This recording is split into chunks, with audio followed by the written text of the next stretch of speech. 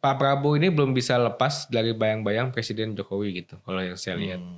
Nah, begitupun juga Danantara yang saya lihat ini hanya bagi-bagi kue aja gitu dari sisi strukturnya gitu, Bang. Tapi saya melihat juga gitu di dalam Danantara pun nggak pure soal bisnis.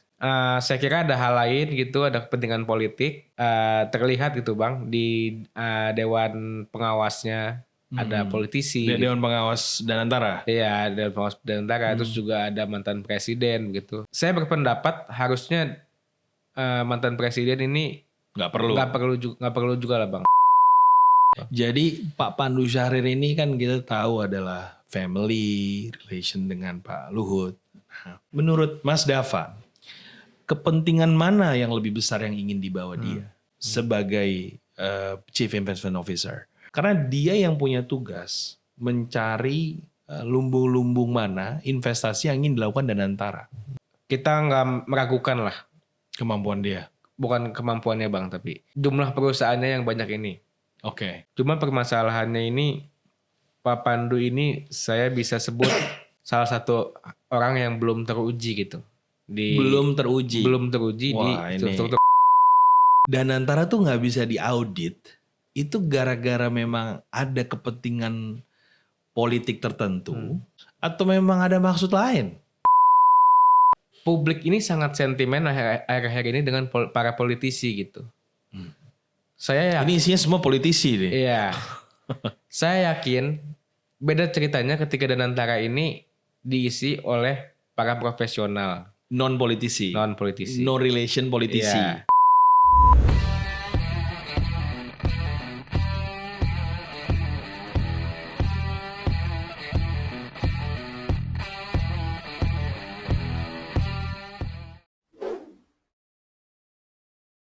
Assalamualaikum warahmatullahi wabarakatuh. Hai Novo Viewer di seluruh Indonesia. Kembali lagi bersama saya Nofriski Triputra di Novo Podcast. Kali ini kita akan bicara di episode yang paling baru tentang Danantara. Bersama salah satu tokoh yang sangat luar biasa, peneliti ekonomi di Lokataru, Bapak Dava Batubara.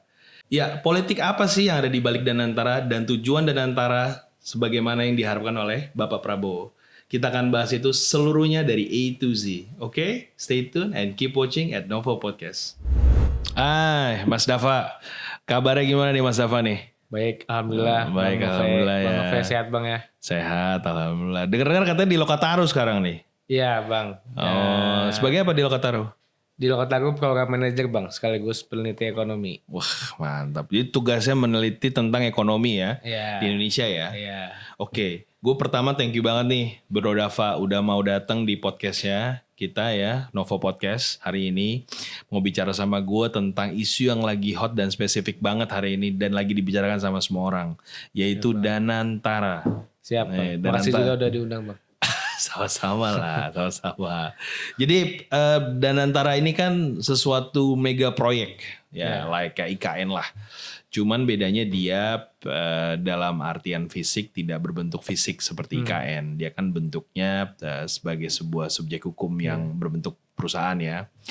Jadi yang kita dengar nih yang masyarakat tahu, ini Danantara ini kan menghimpun dana-dana dan keuntungan yang didapatkan dari BUMN. Ini yang katanya masyarakat, bukan kata gua, tapi kata masyarakat. Nah, menurut Mas Dava sebagai peneliti ekonomi di Lokataru dan memang pemerhati juga, ini Danantara ini murni kepentingan bisnis atau ada kepentingan politik nggak sih yang dibawa?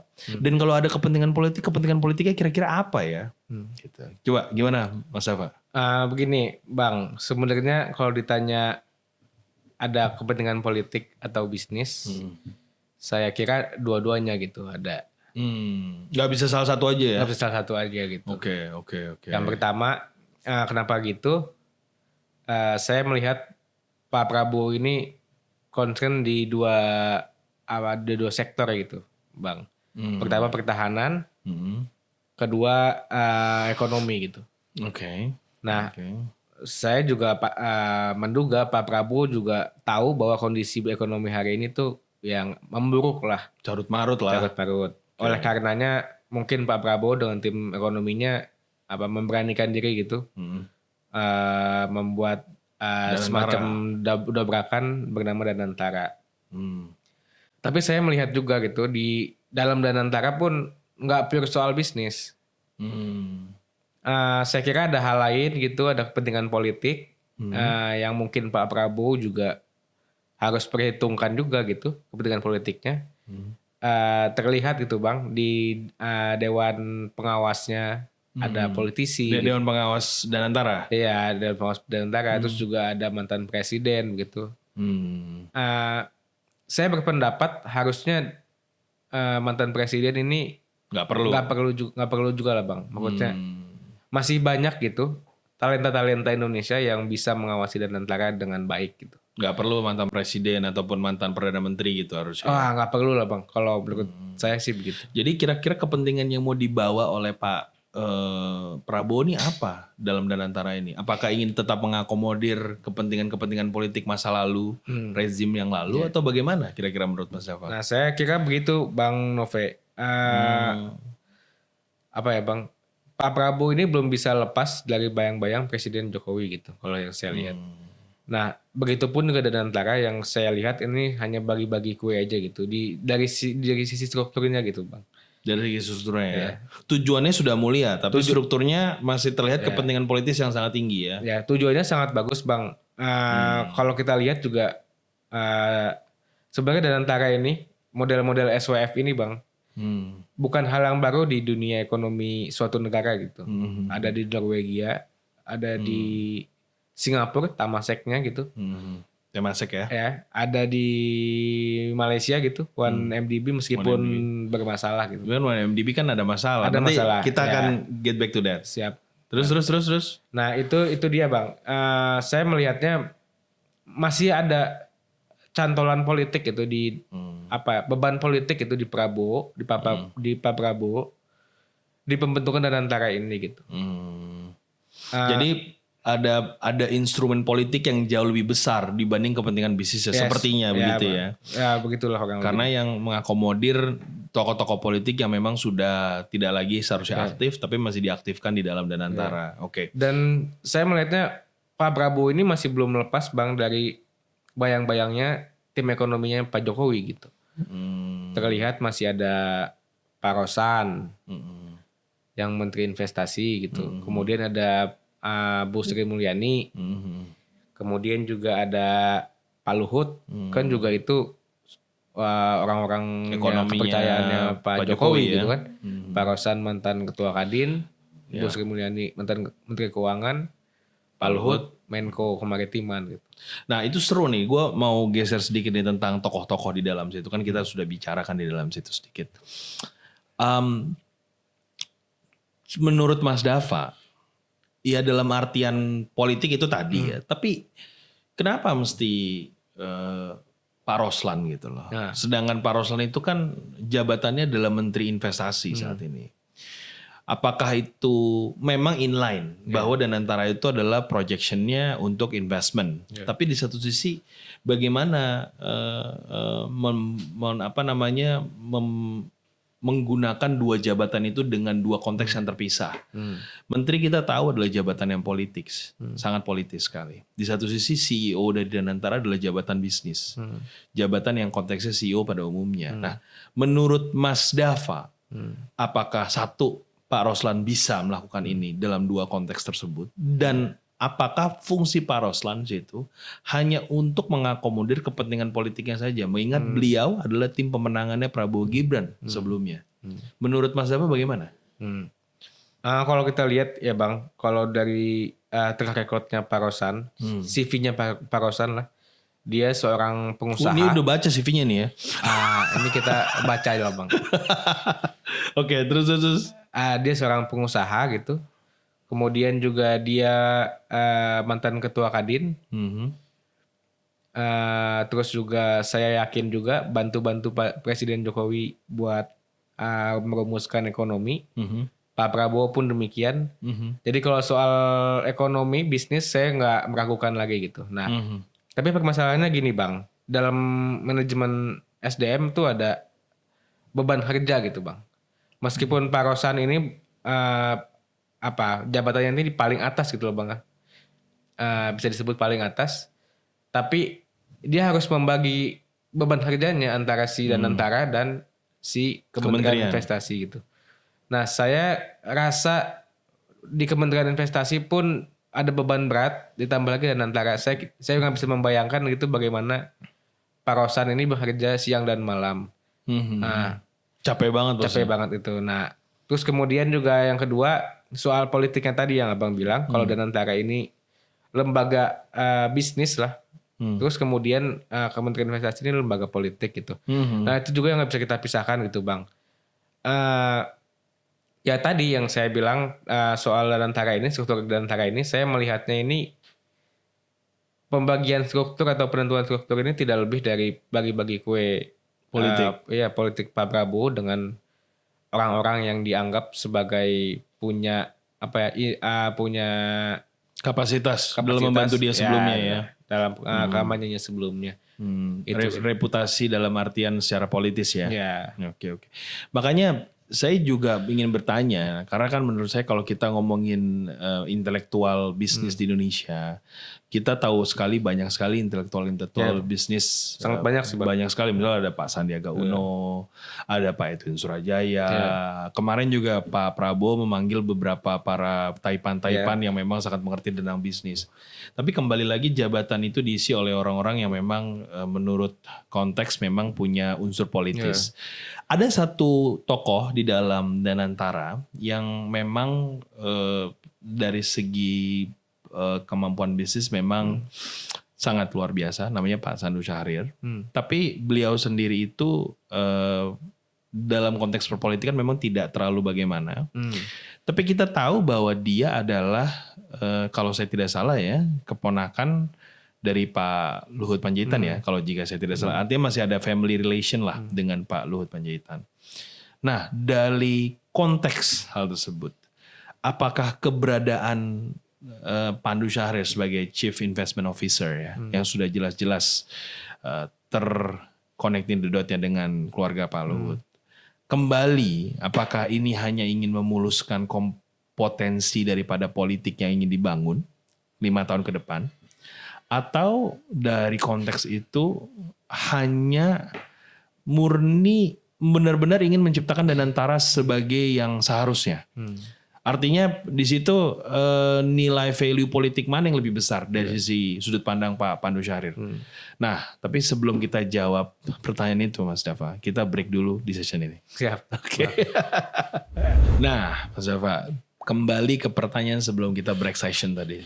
Siapa? Jadi Pak Pandu Syahrir ini kan kita tahu adalah family relation dengan Pak Luhut. Nah, menurut Mas Dava, kepentingan mana yang lebih besar yang ingin dibawa dia sebagai Chief Investment Officer? Adalah kepentingan politiknya yang memang ada memang sejak lama atau memang kepentingan bisnisnya? Karena dia yang punya tugas mencari lumbung-lumbung mana investasi yang ingin dilakukan Danantara. Jadi menurut Mas Dava, kemana nih arah investasinya dari sudut pandang itu? Coba. Ya, begini Bang, sebelum ke sana Bang, perlu juga publik tahu bahwa background Pak Pandu Syahrir ini atau Om Pandu Syahrir ini, dia seorang pengusaha, juga keponakannya Pak Luhut, punya perusahaan yang banyak gitu. Kemarin di satu podcast terakhir dia menjelaskan punya perusahaan banyak. Luar biasa ya. Luar biasa. Kita nggak meragukan lah kemampuan dia. Bukan kemampuannya Bang, tapi jumlah perusahaannya yang banyak ini. Oke. Keberadaan jumlahnya, kebenarannya gitu. Tidak meragukan lah. Cuma permasalahannya ini, Pak Pandu ini saya bisa sebut salah satu orang yang belum teruji gitu. Belum teruji Wah, di struktur organisasi dan Saya suka nih pertanyaannya. Nah, persoalannya begini Bang. Ketika Pandu ini berusaha, omnya itu sudah jadi pejabat publik gitu. Bahkan ngakunya tahun berapa? 2010 mungkin Pak Pandu udah mulai berbisnis. Silahkan abang bayangin anak muda Indonesia mana yang tahun 2010 mulai karir, mulai bisnis, sampai tahun ini udah punya mungkin ratusan miliar mungkin, atau mungkin bisa mencapai triliunan mungkin. Jadi Mas Dava ingin menyampaikan bahwa kehebatan bisnisnya yang dilakukan oleh Pak Pandu Syahrir, dia kan lulusan Stanford kan kalau nggak salah ya, itu tidak lepas dari bayang-bayang karena posisi dari pamannya yang memang membantu dia selama ini. Itu maksud Mas Dava? Iya, betul Bang. Dan juga jadi kalau nggak ada Pak Luhut, ya Pandu Syahrir belum tentu jadi apa-apa di negara ini, gitu kan maksudnya kan? Belum makanya saya bilang dari awal Pak Pandu ini salah satu orang yang belum teruji gitu di struktur organisasi Danantara. Perlu diuji ya? Perlu diuji mungkin di Danantara ini, cuma saya rasa Danantara ini bukan tempat ujian. Karena uangnya sudah banyak. Udah banyak. Jadi kalau mau gambling, mau main-main di sini mundur aja gitu ya. Iya. Oke. Dan tadi Bang Nove nanya investasi kemana. Ini yang saya masih cari gitu Bang. Dan antara ini mau banyak bergerak di bidang apa gitu. Tapi kalau kita lihat Pak Prabowo Bang di pidato-pidato terakhirnya, dia pertama soal MBG, makan bergizi gratis mungkin yang akan di-in-charge dalam Danantara itu. Kemudian juga soal energi Bang. Oke. Pak Prabowo berkali-kali bilang kita akan bikin kilang banyak gitu di Indonesia. Oke.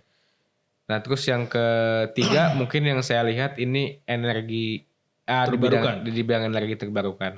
Jadi potensi exposure daripada investmentnya ada di 3 lini potensinya. Ada di 3 lini itu. Pertama di makanan, di pangan, kedua di minyak atau sumber daya alam, yang ketiga di sumber daya alam terbarukan.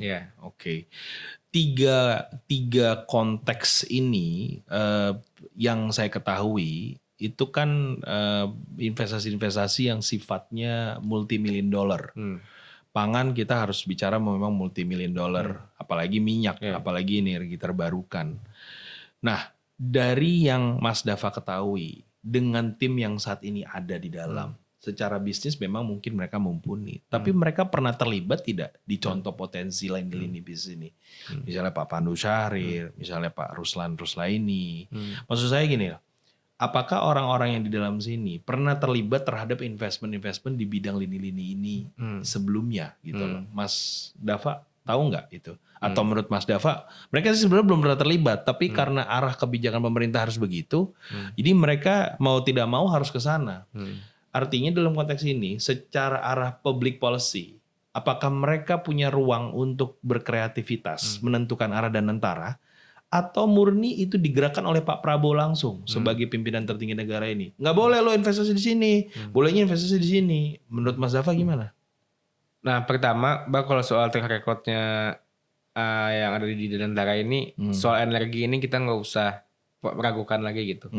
Pak Luhut ini seorang pengusaha energi yang sangat dahsyat gitu, sangat luas.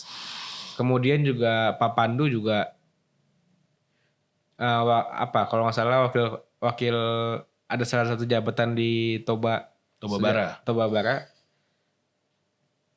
Energi. Ya, saya kira kalau soal energi, kapabilitas energinya tidak diragukan lagi. Cuma persoalannya begini, Bang Nove. Saya berimajinasi Danantara ini sebagai alat negara untuk orientasinya ini tidak lagi pertumbuhan gitu. Tapi orientasinya ini sebagai pemerataan ekonomi gitu. Bedanya apa tuh? Jelas beda. Kalau pertumbuhan semua bisa tumbuh Bang. Tapi siapa yang merasakan pertumbuhan itu kan kita perlu tanyakan. Orang di ujung kulon merasakan nggak pertumbuhannya? Orang di Sumatera, di Kalimantan merasakan nggak? Tapi kalau dari hasil Danantara ini, gitu maksudnya? Oke. Tapi kalau dengan adanya pemerataan ini Bang, bisa jadi mayoritas, mungkin saya nggak bisa bilang semuanya karena kita nggak bisa menyenangkan semua orang gitu. Ya mungkin ada perbaikan itu di meminimalisir ketimpangan ekonomi Indonesia ini gitu. Nah saya berimajinasi Danantara ke sana gitu Bang. Nah cuma soal tadi yang Abang tanya, Danantara ini soal harus dipimpin sama Pak Prabowo, saya kira juga itu juga hal yang memberatkan juga untuk organisasi Danantara ini gitu. Satu sisi Danantaranya mau ke kiri, tapi Pak Prabowo bilang ke kanan, gitu ya itu maksudnya. dia gitu. Nah, sebenarnya ini harus ada seninya gitu Bang di manajerialnya Danantara ini gitu. Bagaimana dia mengkomunikasikan dengan Pak Prabowo gitu. Nah, Pak Prabowo pun juga harusnya punya pandangan yang luas gitu soal Danantara ini, yang dia juga harus paham dan mengakui bahwa Danantara ini bukan sekedar memenuhi Kepentingan politis ya, saja. hasratnya saja gitu Bang. Cuma juga harus sesuai dengan kebutuhan publik gitu. Nah itu dia gitu Bang. Jadi harus ada the outcome-nya harus memang balik lagi ke masyarakat. Uang yang sebegitu besar dari BUMN ini dipuling ke situ harus jelas ke sana gitu lah. Nah, gue masuk ke pertanyaan yang menggelitik banget nih, Mas Dava nih. Dengar-dengar katanya Danantara tuh nggak bisa diperiksa, nggak bisa diaudit, nggak bisa digugat, dilakukan langkah hukum apapun. Pokoknya kita kebal hukum Danantaranya. Kita nggak bisa ini. Dalam konteks peranata hukum sebenarnya itu nggak mungkin ya. Tapi dari konteks kepentingan politis itu possible aja. Pertanyaan gua, ini dibuat karena ingin melindungi kepentingan politik para dewan penasehatnya yang kepotensi menikmati, atau memang diciptakan hanya untuk tujuan lain. Paham kan yang saya maksud? Kan kita tahu berapa banyak keuangan di situ. Tapi kita juga tahu siapa aja yang dalam situ. Kalau sampai bisa diaudit, berarti kan kita tahu apakah mereka menikmatinya atau tidak. Ya? Nah, sebelum dijawab, kita kasih break dulu after this session. Siap Bang. Nah, jadi kita kembali lagi nih ke pertanyaan sebelum break session sebelumnya, Mas Dava. Jadi Danantara tuh nggak bisa diaudit, itu gara-gara memang ada kepentingan politik tertentu yang dalam artian ini, karena kan banyak tokoh-tokoh besar ya, termasuk mantan presiden sebelumnya, Pak Jokowi, ada Pak SBY juga kalau nggak salah ya, ada Tony Blair, dan berbagai macam nama besar lah. Itu karena mereka, artinya nama-nama besarnya sudah masuk, artinya kalau sampai ada potensi aliran dana tidak bisa diperiksa ke mereka, atau memang ada maksud lain? Kira-kira harus apa gimana nih? Begini Bang, jadi sebelumnya saya ingin menjelaskan dulu nih Bang, bahwa di BUMN ini sebenarnya juga banyak direktur komisaris yang dipenjara gitu, yang dipidana karena kerugian BUMN lah segala macamnya. Kerugian gitu. negara. Iya. Karen baru tuh, Pertamina kan? Ya Bu Karen kalau nggak salah. Bu Karen juga, ya kan? Nah, jadi banyak pengamat yang menilai Bang bahwa harusnya direktur Pertamina ini atau direktur BUMN ini harus dipertanyakan pidananya. Apakah dia merugikan uang negara atau karena pure dia merugikan uang perusahaan yang karena mismanagement gitu. Bad investment. Ya. Maksudnya kan kalau seandainya dia mismanajemennya itu, dia nggak perlu dipenjara karena kan memang salah perhitungan. Bad investment. Ya, bukan hal yang disengaja karena dia ingin merampok gitu. Nah itu yang pertama. Mungkin adanya kebijakan Danantara yang tidak bisa diaudit atau tidak bisa diperiksa atau tidak bisa dipidanakan, mungkin belajar dari pengalaman itu gitu. Nah tapi persoalannya begini Bang, publik ini sangat sentimen akhir-akhir ini dengan para politisi gitu.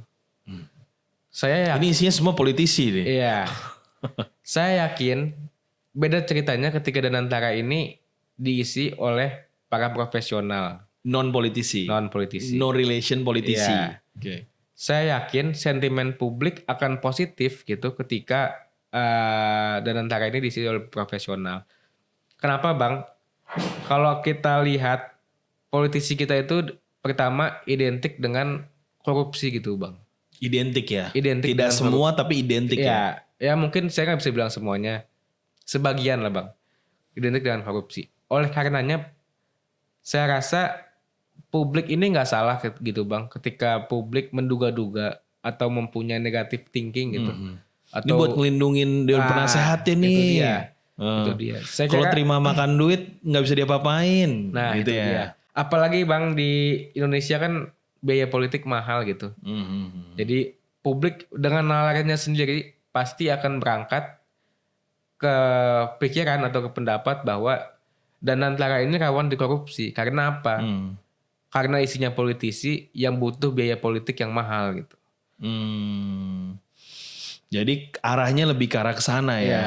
Nah, cuman mereka nggak bisa diperiksa nih. Iya. Iya kan, mereka nggak bisa karena terlalu banyak komponennya. Dan ini adalah super holding. Jadi uang yang akan masuk ke situ melebihi BUMN pada umumnya, kan gitu kan ya. Oke. Nah, kita bahas di ranah korupsi nih yang cukup menarik nih, karena memang sentimen negatif masyarakat kepada Danantara ini tidak kecil. Kita ingin mendukung, tapi kita juga ingin mengevaluasi. Program Pak Prabowo ini kan pasti sesuatu yang memang harus diperhatikan secara baik karena kita takut disalahgunakan oleh orang-orang oknum yang tidak bertanggung jawab. Nah, tapi ada sentimen negatif yang saat ini sangat kuat sekali. Katanya Danantara itu bakal berpotensi menjadi 1MDB scandal. Nah, kita tahu 1MDB scandal itu juga dipelopori oleh pimpinan negaranya sendiri. Tapi ternyata salah manajemen itu consider sebagai mismanagement hingga merugikan negara hampir $5 billion. Itu kurang lebih kalau nggak salah ya. Itu sempat didokumentarikan di Netflix, judulnya kalau nggak salah The Running Man kalau nggak salah ya, saya lupa. Nah, dari konteks itu menurut Mas Dava, ada nggak sih mungkin Danantara ini menjadi 1MDB scandal? Mungkin nggak sih mengarah ke sana?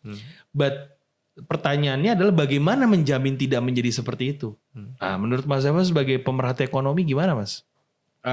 Kalau ditanya mungkin atau enggak, mungkin jawaban saya sangat mungkin. Gitu. Sangat mungkin. Sangat mungkin. Apalagi tadi Bang Nove ini bilang tidak bisa diaudit. Bukan Bang Nove yang bilang lah. Bukan. Emang aturan. Katanya masyarakat yang bilang katanya. Nggak bisa diaudit, nggak bisa diperiksa segala macamnya itu dan sangat mungkin. Dan kalau kita lihat Bang di 1MDB ini kan uangnya dibawa kabur gitu. Iya. Sama si penasihat ekonominya. Najib ya. Najib. Namanya Low kalau nggak salah sih. Dipanggilnya Low apa siapa gitu. Iya. Kalau nggak salah juga namanya itu. Yang agak-agak gemuk, pakai kacamata, agak mirip dengan seseorang di posisi Danantara saat ini. Ya kan kemirikan fisik bukan berarti kemirikan sifat, betul, ya kan Bang. gitu kan. Nah, dan jangan GR juga Bang. Terus. Nah itu saya menilai 1MDB ini sangat sangat minim pengawasannya gitu. Yang kemudian di Indonesia pun saya meragukan itu gitu di segi pengawasannya gitu. Indonesia ini paling buruk Bang quality controlnya Bang. QC-nya paling jelek ya? Paling buruk Bang. Bahkan kita aja kemarin kecolongan penyakit PMK karena QC-nya yang jelek gitu. Nah itu mungkin sebenarnya bukan QC-nya yang jelek. QC-nya bisa dibentuk jadi bagus. Anggaran juga sudah siap. Tapi manusianya yang tidak benar melakukan QC-nya kali ya. Mungkin bisa jadi Bang. Tapi karena ada tuntutan manusianya itu sendiri gitu Bang. Iya. Kurang rumah, kurang mobil baru, gitu ya kurang lebih ya. Iya. Nafsunya mungkin belum bisa. Syahwatnya belum terdeliver dengan baik. Belum bisa ditahan gitu. Oke. Nah itu Bang. Nah kalau ditanya mungkin atau enggak seperti 1MDB, saya kira mungkin dan mungkin juga kalaupun kejadian bisa sangat besar gitu Bang. Kemarin misalnya Pertamina itu udah berapa triliun yang dirugikan gitu uang masyarakat. Hampir 1 kuadriliun katanya. Ya, apalagi hari ini Danantara ini mengelola aset BUMN lebih dari 14.000 triliun gitu. Yeah. Nah saya rasa yang perlu diperhatikan dari Danantara ini adalah planningnya Danantara ini seperti apa dan pengawasannya. Dan satu hal Bang yang harus diperhatikan. Ini soal partisipasi masyarakat gitu untuk mengawasi Danantara ini sejauh mana dan seterbuka apa Danantara ini. Kayaknya belum ada badan pengawas Danantara ya. Nah itu dia Bang yang persoalannya. Sekalipun ada ya balik lagi ya diisinya sama mungkin sama Pak Jokowi sama Pak SBY gitu Bang ya. Bolak-balik aja di situ. Balik aja gitu. Nah Bu Mega belum diajak nih ya. Kayaknya mungkin belum diajak main ya belum kan. Belum ada titik temunya Bang kayaknya. Itu mungkin Bang soal korupsinya di 1MDB dan Oke. potensi di Nah, Danantara. gue ada satu pertanyaan yang mungkin pembahasannya agak panjang dan mungkin menjadi pertanyaan terakhir nih. Jadi ya kalau misalnya ada waktu lebih kita akan bahas lebih tambah lagi. Di 1MDB scandal, kita tahu betul bahwa PM-nya itu diprosecute, diambil hartanya dan bahkan di penjara ya. Kita tahu betul Malaysia melakukan itu. They did that, gitu kan? Nah, kita juga tahu saat ini Danantara ini today bahwa ini diprakarsai oleh Pak Prabowo. Kita tidak pernah membayangkan Pak Prabowo melakukan korupsi ataupun kolusi atau nepotisme sampai hari ini. Yang kita tahu beliau sangat luar biasa nasionalisme. Tapi ketika memang ternyata Danantara berpotensi offside dari koridornya, menurut pemahaman Mas Dava dan sepengetahuan Mas Dava sebagai pemerhati ekonomi, apakah itu mampu menggiring Pak Prabowo masuk ke jeruji juga? Mengambil asetnya Pak Prabowo juga seperti layaknya terjadi di Malaysia? Atau ada korban tumbal lain yang akan dimasukkan ke dalam jeruji? Kira-kira jika itu terjadi, menurut Mas Dava bagaimana? Bisa jadi Bang ada potensi seperti itu, tapi yang udah-udah di Indonesia aktor utamanya itu, aktor kuncinya itu selalu tidak tersentuh gitu.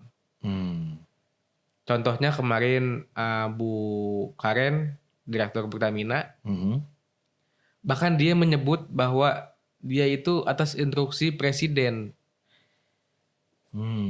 Kalaupun Bu Karen itu melakukan hal yang salah, harusnya Presiden juga dihukum gitu. Tapi kenapa tidak? Karena menurut pengakuan Bu Karen itu dia atas instruksi Presiden. Harusnya yang diuji itu benar tidak Presiden menyuruh Bu Karen. Itu pembuktiannya di situ. Ya, tapi kan hari ini kita belum lihat itu ada gitu pembuktian di sana gitu. Nah, kalau soal Pak Prabowo ini Bang, lagi-lagi Bang, saya juga nggak percaya atau nggak yakin gitu bahwa koalisi besar Pak Prabowo ini bisa sampai selama-lamanya gitu. Akan ada perpecahan gitu. Dan ini juga akan membahayakan Prabowo sebagai seorang presiden dan tokoh nasional yang sangat luar biasa ya. Yang bisa disandra juga Bang. Tersandra politik. Tersandra politik. Nah, oleh karenanya saya sangat berharap gitu. Dan antara ini dipergunakan sebagaimana mestinya gitu. Sesuai tujuan. Sesuai dengan tujuannya. Dan yang saya tangkap dari Danantara ini ada 3 hal gitu Bang. Dia tugasnya itu pengelolaan aset BUMN, dia mengelola dividen BUMN, dan dia menarik investasi asing. Nah, saya menilai bahwa Danantara ini satu hal untuk kita mencapai investasi asing yang masuk Indonesia gitu. Daya tariknya lah Bang. Bukan malah sebaliknya kita yang menginvestasikan keluar ya. Bukan malah sebaliknya kita menginvestasi di luar. Nah, jadi Bang kalau kita lihat ada Bang PBB itu konferensi perdagangan PBB. Itu dia bikin rilis laporan tahun 98. Dia itu menulis bahwa ada beberapa hal sebagai hal untuk menarik investasi asing masuk ke suatu negara. Salah satunya ini talent management, Bang. Salah satunya ini skill labor dia bilangnya. Skill dari pekerja-pekerjanya. Nah, saya kira Danantara ini adalah hal yang sangat baik tujuannya.